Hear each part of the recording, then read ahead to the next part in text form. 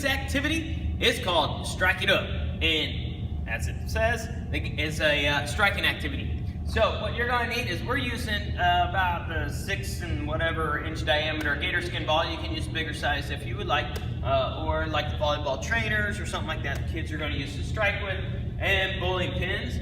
And we use poly spots underneath the bowling pins instead of using floor tape. Usually we use floor tape for the kids to put them on. And bean bags. Need bean bags or something to use for your point system. You can use my QR coded points as well for them to scan if you want to do that.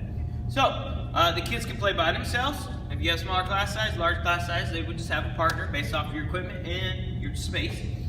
We told the kids you had a couple options to strike. They can do an overhand serve, they can do the underhand serve, or they can put the ball on the ground and strike it on the ground. So, obviously, you're going to talk about and have worked on those techniques before doing this activity.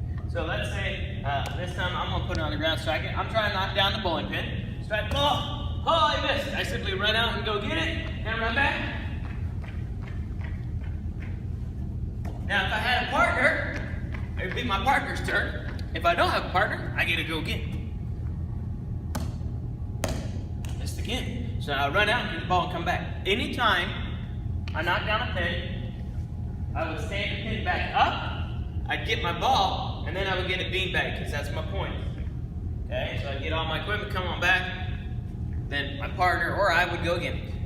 When we are out of beanbags, we stop the activity and we might say, okay, reds are worth 2 points, green are worth 3 points, count how many you have.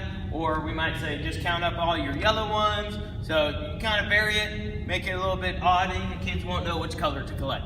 So it's kind of fun watching all that. So once again, I hope that your students will enjoy this activity as much as mine have. As always, thank you for subscribing, commenting, liking, and sharing the videos. I'm Coach Pirillo reminding you to keep on moving.